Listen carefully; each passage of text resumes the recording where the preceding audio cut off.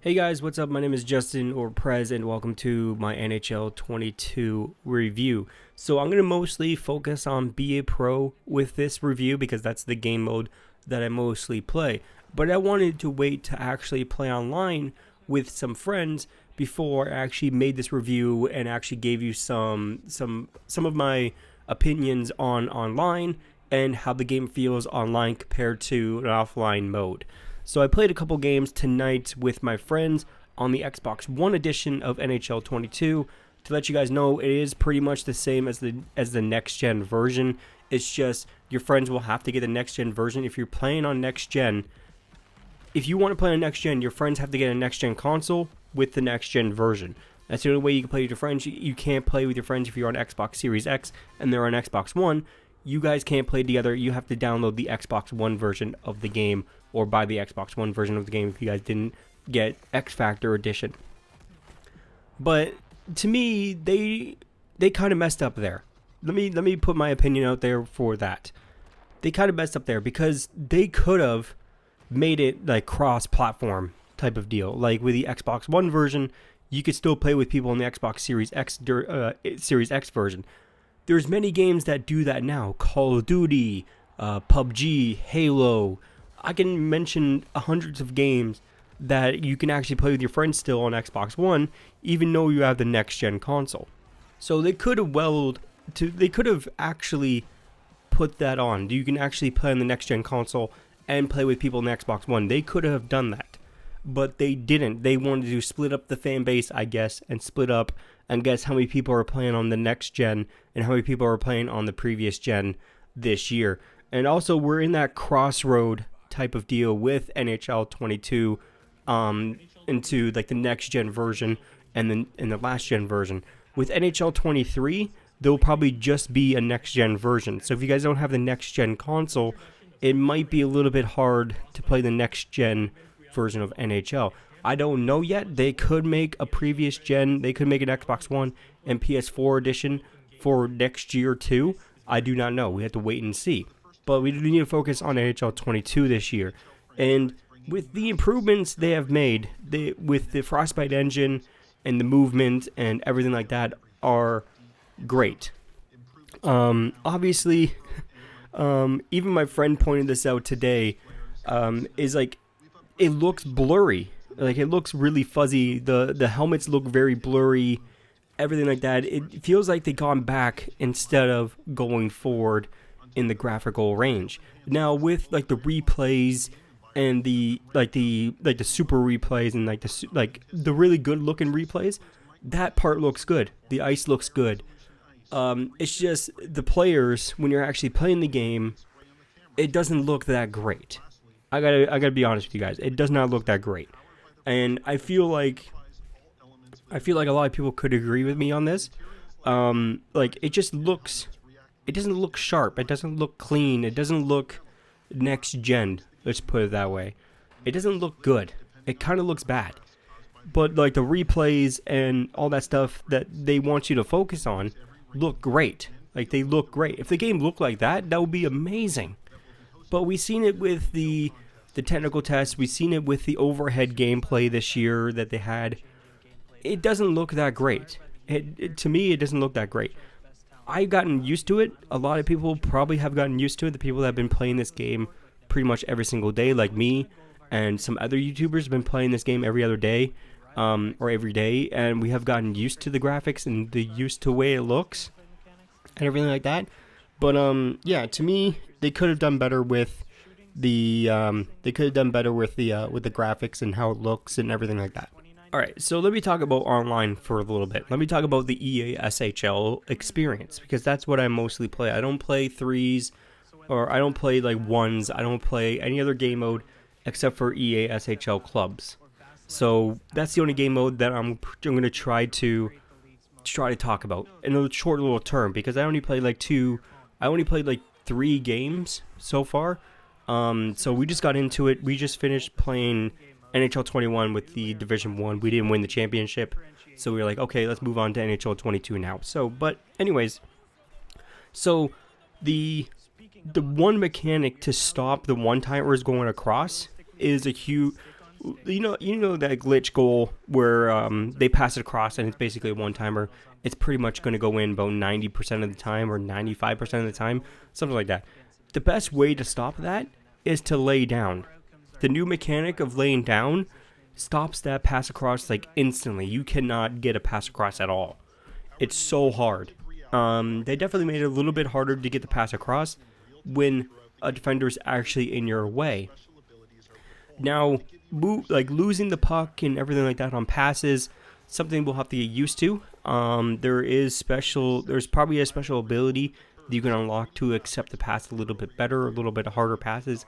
You can probably accept them. But overall, it feels like NHL 21 online to me. It feels like NHL 21. Like, obviously, there's some skating mechanics and some stuff they have changed. But the overall experience, it feels like NHL 21 online for me. It may feel different for you. So tell me in the comments below how you guys feel about the online experience when it comes down to NHL 22. Because I only played, like I said, the EA SHL Club, and I only played about 3 games. And I wanted to give you guys my insights or my opinions on the online play in a short little statement here in the review before we talk about the NHL Be a Pro stuff. So, but yeah, it's just the online feels like NHL 21. Obviously, you still get the EA tilt. You still get those games where you could do whatever you want and you'll still get goals. And you could try your hardest to stop it, but it feels like your character's slowing down. Your character's not accepting the passes properly. Your character's not passing them properly and stuff like that. That's still in the game, unfortunately. But I think this year they made lots of improvements to kind of stop the one-timer goals. So if you encounter these one-timer goals and you're having to struggle to stop them, lay down. Put your body on the ice. Unless they have I believe, the auto saucer X Factor ability, which I don't think a lot of people have right now because it's just the beginning of the game, everything like that. But yeah, just lay down. You'll block the puck very well. All right, so I want to talk about NHL Be a Pro, my game mode that I've been playing since NHL 15, and I've been playing this game mode for years here on YouTube. I've done multiple videos in Be a Pro dating back to like NHL 15, like I said. But yeah, so this year they made improvements last year with the challenges and the interviews and all that stuff. They made definitely huge improvements with that. Once again, I think they failed on a couple of things, and I feel like they should have improved it on this year other than just keeping it the same. And I'm talking about playing in Europe. I feel like the European teams and even playing in the OHL or the CHL, the Canadian Hockey League, deserves more recognition into these games. Obviously, in the previous years, probably a lot of people didn't start in the OHL, so EA probably thought like, okay, a lot of people are not playing a full season in the OHL, so let's just cut it down to the tournament and everything like that. But I kind of like the idea of actually going back and maybe starting in the age 15 and working my way up to the NHL and really go in with it. Like, I love that type of experience. And in this one, you can't have that type of experience. And especially in Europe, I feel like Europe really needs a hockey game that represents them respects them in a way that is proper. Like, they deserve a lot of respect over there. They play tons of hockey, just like we do in Canada and the US. Like, it's huge over there. Hockey is huge over there. So I think they deserve a little bit more recognition in the game than just having the tournament style of game. So just having the tournaments, or just having the one tournament, is not enough, I think. In my opinion, it's not enough. I wanted to play a full season in Europe. Even if we just get 1 year in Europe, like just 1 year, I feel like a lot of people would be happy about that. I think a lot of people would be happy. Me, personally, I'll be very happy with it. Because I could actually create 2 different series in Be a Pro. We could start in Europe, and we can have one in the NHL. So we can have 2 different series, and see how it plans out between the both of them. But this year they went back to the old format they had before with NHL 21 with BA Pro, which kind of disappointed a lot of people. It disappointed me personally, because I felt like they needed to represent the European teams a lot better, in my opinion, because, like I said, they deserve a lot of respect. They deserve a lot of recognition, because there's a lot of great players over there that could possibly be in the NHL, or they're working towards being in the NHL. But anyways, so they kind of messed up in that area, personally, for me. They could have made that a lot better of experience. They could just add a year into the OHL, the Ontario Hockey League, or the CHL, which is the Canadian Hockey League.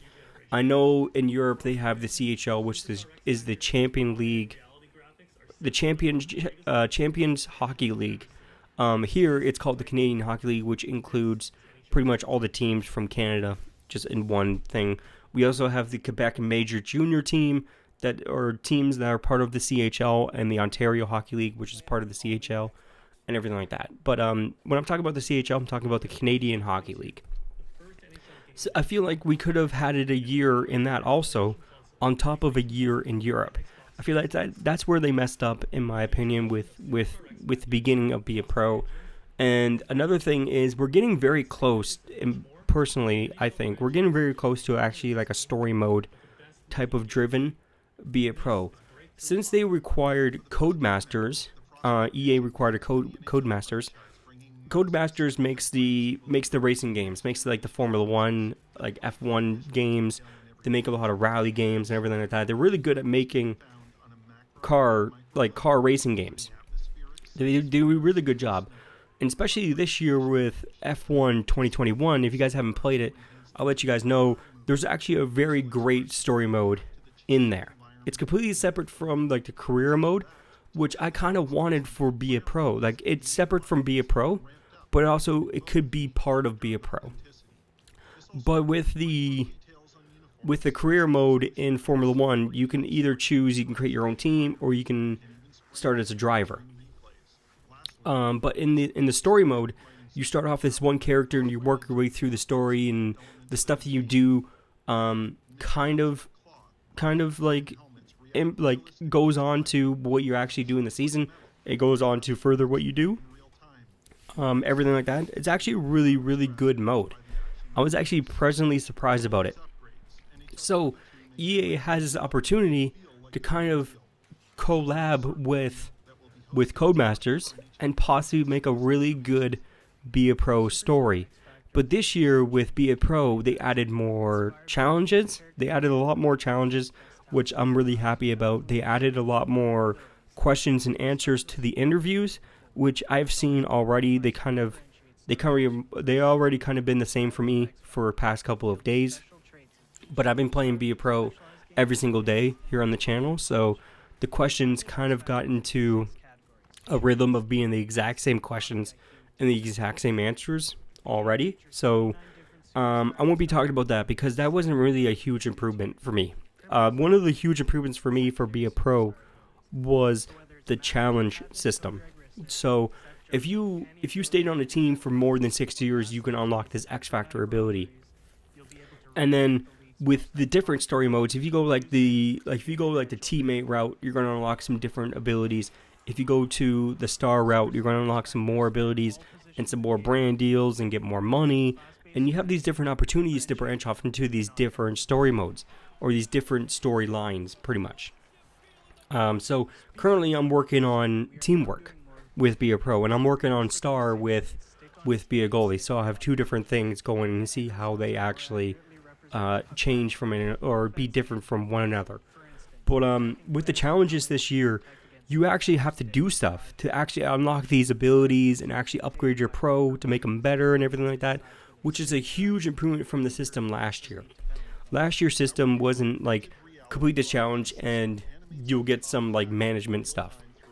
And this year, if you actually get some, like if you complete some challenges and all that stuff that your coach gives you, or your team gives you, or the media gives you, you can unlock these different abilities. Like currently I'm working on, I need to get 10 assists. Currently I have 7 assists. So I have to get 10 assists to unlock a new X Factor ability and get rid of the spinorama ability, because I feel like the spinorama ability is not that great in this game.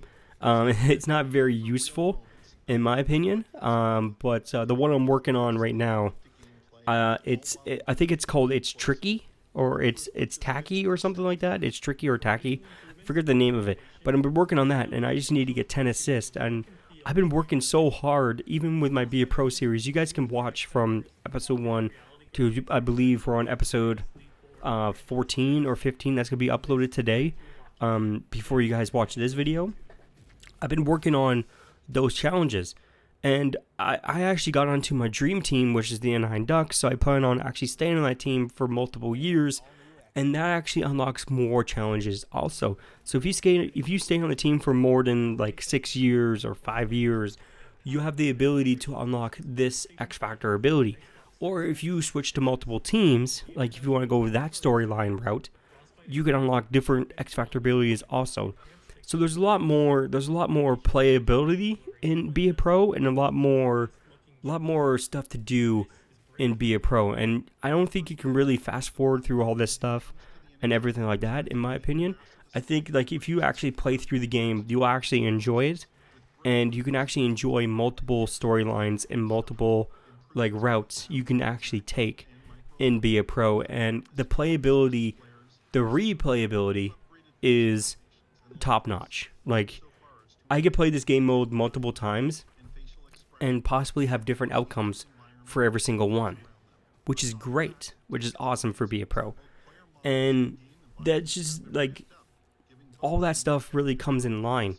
Like, everything just flows together so much better in this version of NHL 22 Be a Pro than last year's. I'm surprised about the challenges. I'm really happy about the challenges and everything like that to make it better, to make it more playable, like for multiple years. If you've been on the same team, you unlock some different abilities and everything like that. To me, this year with Be a Pro, if you're just buying the game just for playing Be a Pro, and you might play online a couple of times with your friends or stuff like that, this game is really fun. The playability of this game, it will get you hooked. It will get you hooked, in my opinion. But if you want to wait until a sale or something like that, then go ahead. Wait till the game goes on sale. I don't want to tell you to go out and buy the game because I said something that I'll say you will enjoy it if you buy it. I'm not that type of person with reviews. If you want to buy the game and you just want to get a second opinion on it or somebody else's opinions on it, then that's what I'm going to give you in this video, and that's what I gave you in this video. So hopefully that help you get the decision to actually buy the game and actually try it out. There's actually one way you can actually try out the game without paying a lot of money for it. So if you have EA Play, which is on Xbox and PlayStation, I believe it's like $5 a month or $30 a year for Canadian pricing. I don't know what it is for American or European. But for Canada, it's I believe $5 a month or $30 a year. So if you get EA Play, you can actually try out the NHL. You can try out NHL 22 for 10 hours before you can even think about buying the game. So you can actually try out the game, see if you enjoy the 10 hours that you have with the game, and you're like, I really enjoy this game, I want to continue this. Then you can go out and buy the game. If you buy it digitally with EA Play, you get 10% off. So you save a little bit of money there if you purchase EA Play. Even at $5, you save about $10 with EA Play with a 10%. So I feel like that's a good way to try out the game and not go on and somebody says go buy the game because I enjoy it. You may not enjoy it. You may I may enjoy the game, but you may not enjoy the game. So that's why I suggest people trying the game first with EA Play before they're buying it. But yeah, hopefully you guys enjoyed my review of NHL 22.